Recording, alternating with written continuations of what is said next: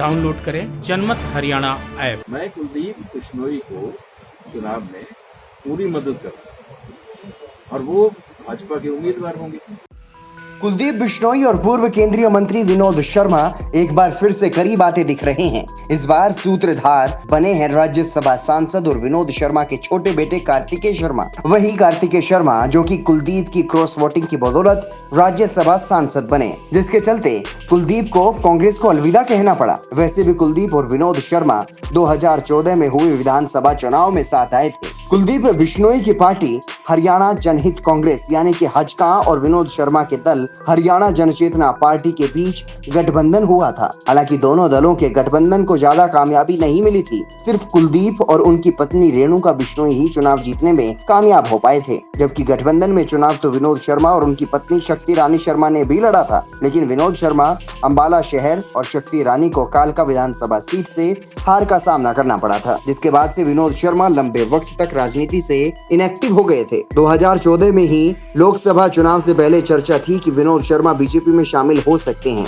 लेकिन पूर्व केंद्रीय मंत्री सुषमा स्वराज और बीजेपी के दूसरे बड़े नेताओं की आपत्ति के बाद वो पार्टी में नहीं आ पाए, जिसके बाद हजका में विनोद शर्मा का जाना पक्का हो चुका था और वो करनाल लोकसभा सीट से कुलदीप की पार्टी के उम्मीदवार भी बनने वाले थे। लेकिन वहाँ गठबंधन सहयोगी बीजेपी ने विनोद शर्मा को लेकर ऑब्जेक्शन उठाया और वो हजका में भी शामिल नहीं हो पाए। मई 2014 में विनोद शर्मा को कांग्रेस से बर्खास्त कर दिया गया और उन्होंने अपने नए दल हरियाणा जनचेतना पार्टी का गठन कर लिया। 2014 के विधानसभा चुनाव में हार के बाद 6 साल तक राजनीति से दूर रहने वाले विनोद शर्मा 2020 में फिर से सक्रिय हुए और अंबाला नगर निगम का चुनाव लड़ा। अपनी पत्नी शक्ति रानी को अंबाला मेयर का चुनाव लड़ाया और वो जीतने में कामयाब भी रही। इसी साल जून में हुए राज्यसभा चुनाव में अपने बेटे कार्तिकेय शर्मा को बतौर निर्दलीय उम्मीदवार कांग्रेस के दिग्गज नेता अजय माकन के सामने उतारा और वो भी राज्यसभा सांसद बनने में कामयाब हो गए। कार्तिकेय का राज्यसभा सांसद बनना आसान नहीं था, उनके पास पूरे नंबर्स नहीं थे,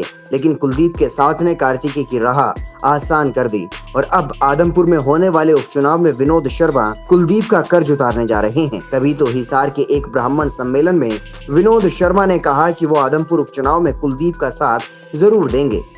मैं कुलदीप बिश्नोई को चुनाव में पूरी मदद करूंगा और वो भाजपा के उम्मीदवार होंगे। कि जो कार्तिक शर्मा राज्यसभा के सदस्य बने हैं, इसमें भारतीय जनता पार्टी के जितने भी वोट्स दी होती अपने की वोट जितनी जरूरत थी उसके बाद जितनी वोट थी वो उन्होंने कार्तिक शर्मा को डाली और इसमें कोई शक नहीं है कि उनकी वोटों की वजह से और दूसरी वोटों की वजह से वो बना। तो कोई मौका ऐसा आएगा मदद करने का तो मैं जरूर मदद करूंगा।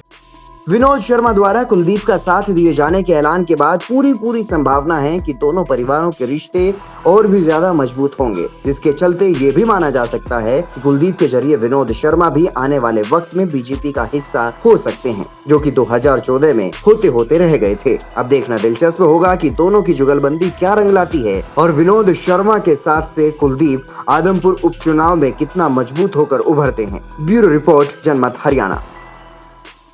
राजनीति के आगे, राजनीति के पीछे, हर हलचल को जानने के लिए हमारे YouTube चैनल जनमत हरियाणा को लाइक करें, सब्सक्राइब करें और अपडेट रहने के लिए बेल आइकन दबाना ना भूलें। देखते रहें जनमत हरियाणा, सच के अलावा कुछ भी नहीं।